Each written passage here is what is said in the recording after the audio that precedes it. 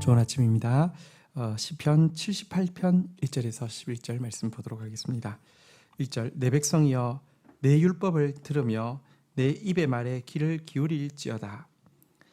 내가 입을 열어 비유를 말하며 예로부터 감추었던 것을 드러내려 하니. 자, 시편 78편은 솔로몬 시대 때부터 아삽 가문에서게 전승되어 오고 있던 시로 보입니다. 시인은 제일 먼저 백성들을 향해서 자기가 전하려고 하는 율법의 말씀에 귀를 기울이라고 당부함으로 이 시를 시작하고 있습니다. 그러면서 지금 자기가 전하려고 하는 이 말씀은 어려운 것이 아니라고 이야기합니다. 비유와 수수께끼라는 표현을 썼는데요. 비유와 수수께끼라는 것은 사실은요, 아주 쉽다는 이야기입니다. 쉽게 하기 위해서 비유로 말을 하는 것이죠. 그러니까 그걸 쉽게 설명하기 위해서 자기가 지금 전하려고 하는 쉬운 내용에 귀를 기울이라고 감추었던 것을 하나님께서 이렇게 우리가 어렵지 않게 알게 하실 것이라고 하면서 귀를 기울이라고 도전하고 있습니다. 3절 한번 보겠습니다. 이는 우리가 들어서 아는 바요 우리 조상들이 우리에게 전한 바라. 4절 우리가 이를 그들의 자손에게 숨기지 아니하고 여호와의 영예와 그의 능력과 그가 행하신 기이한 사적을 후대에 전하리로다. 말씀에 귀를 기울여야 하는 것은 그것이 결코 어렵지 않고요, 쉽게 이해할 수 있는 것이기 때문이기도 하지만 또 한 가지, 이것은 그냥 종교적인 지식이 아닙니다. 이것은 우리가 들어서 아는 바고 조상들이 전해줘서 우리가 이렇게 받은 바다라고 이야기하고 있는데, 이 말은 역사적으로 실제 일어난 사건이지 추상적인 것이 아니라는 것입니다.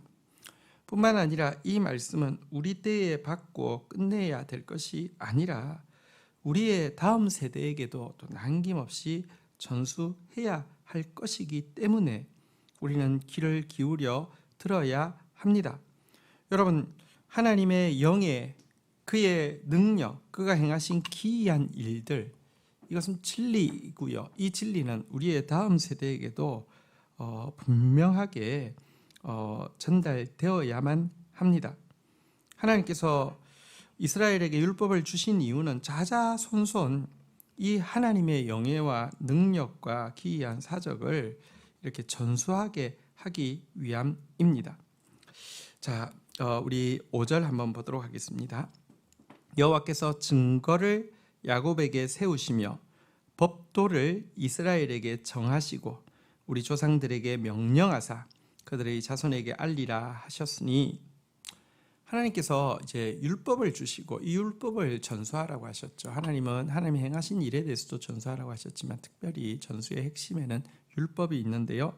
이 율법을 여기 보니까 증거 그리고 법도라는 단어로 다시 풀어서 설명하고 있습니다. 왜 율법을 증거라고 합니까? 이란 말이죠. 하나님께서 일하시는 법칙을 율법은 가장 잘 보여주기 때문에 그렇습니다.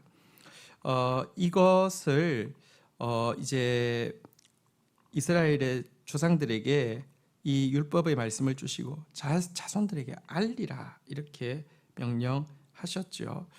여러분, 우리는 이 말씀을 우리의 오고 오는 다음 세대에게 계속 전해야 할 분명한 책임이 있습니다. 우리가 이 하나님의 율법을 전하게 될 때 우리의 다음 세대가 소망을 하나님께 두는 삶을 살게 될 것이기 때문에 그렇습니다. 이 세상에 참된 소망은 하나님밖에 없습니다. 우리 자녀들에게 헛된 세상에 소망을 두는 존재가 아니라 하나님께 소망 두는 존재가 되게 하기 위해서 하나님의 율법을 전수해야 합니다. 그리고 이 일을 위해서 우리부터 그 율법의 말씀에 귀를 기울여야 합니다. 자, 이제 한번 이어지는 내용을 보도록 하겠습니다.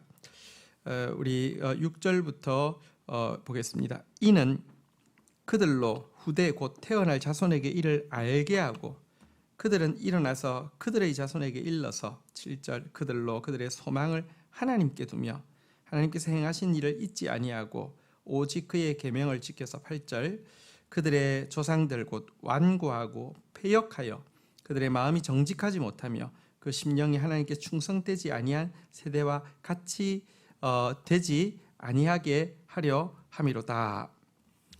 여러분, 이스라엘 조상들의 모습이 여기에 담겨 있습니다. 이스라엘 조상들은요, 완고하고 패역했습니다. 마음이 정직하지 못했습니다. 심령이 하나님께 충성되지 못했습니다. 여러분, 이와 같은 모습, 하나님의 율법과 하나님의 율법의 증거와 법도 배우기를 즐거워하지 않았고요.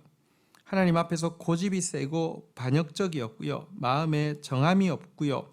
행동에 성실함이 없었던 이와 같은 악행들을 자손들도 본받지 않게 하기 위해서 부지런히 하나님 말씀 가르쳐야 된다라고 이야기를 하고 있는 것입니다.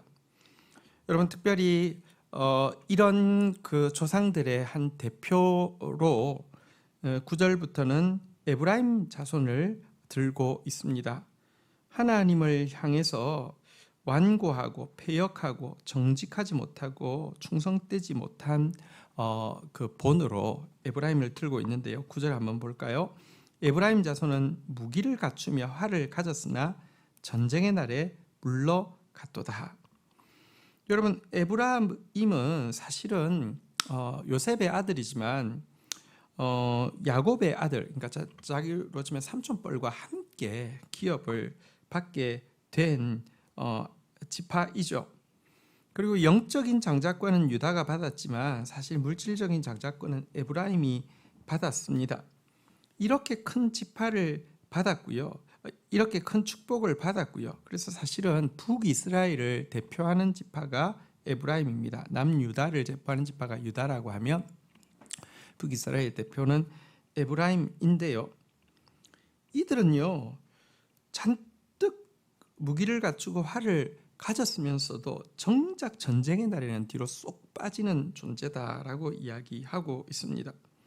겉으로는 신앙적으로 잘 준비되어 있는 것 같지만 우리가 신앙대로 순종해야 될 때, 신앙대로 영적 전쟁해야 할 때, 신앙대로 헌신해야 될 때는 뒤로 쏙쏙 빠지는 그런 자였다라고 이야기합니다.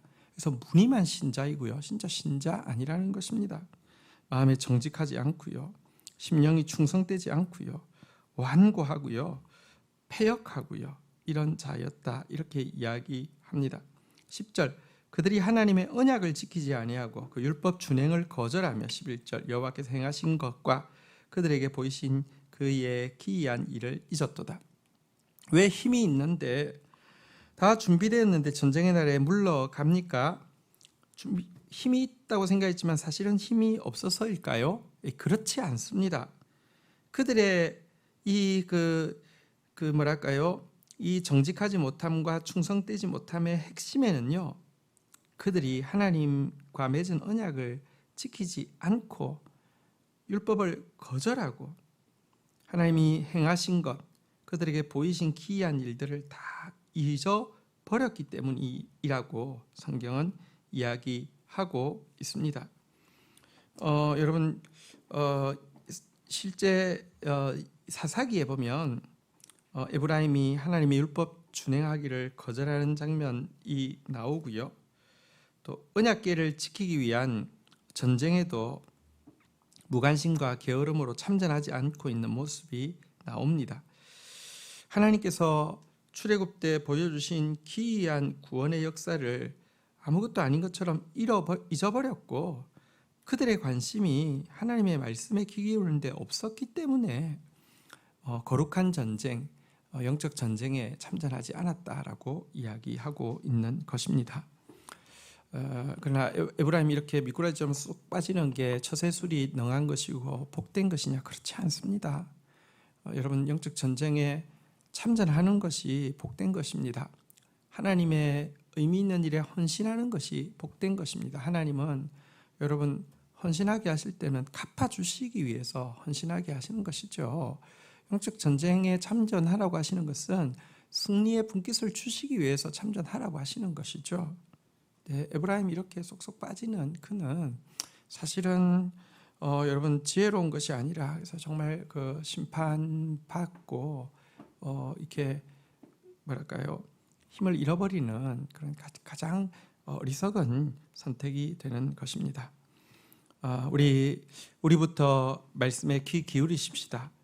그리고 이 말씀을 우리 자녀들에게 바르게 전하십시다. 그래서 우리의 자녀가 우리가 에브라임 같은 자가 아니라 전쟁의 날에 앞장서고 하나님 찬양하고 헌신하는 유다 같은 자들이 되기를 주의 이름으로 축복합니다. 주신 말씀 붙잡고 기도하며 나가도록 하겠습니다. 하나님 아버지 감사합니다. 하나님 말씀에 귀 기울이는 자 되어지게 하여 주옵소서. 이것은 역사 가운데 실제였으며 또 이것은 우리에게 하나님께서 어떤 분이신지를 증거하고 하나님께서 어떻게 일하시는지 법칙을 알려주는 것일진데 하나님 말씀 듣는 것을 기뻐하는 자 되어지며 또 하나님 말씀 앞에서 신실한 자 되어질 수 있도록 인도하여 주옵소서.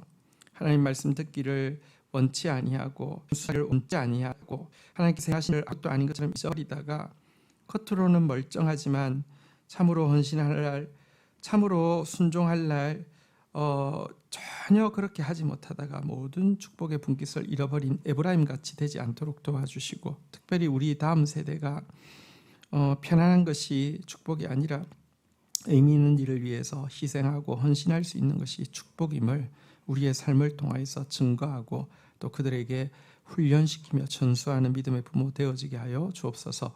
예수님의 이름으로 기도 올립니다. 아멘.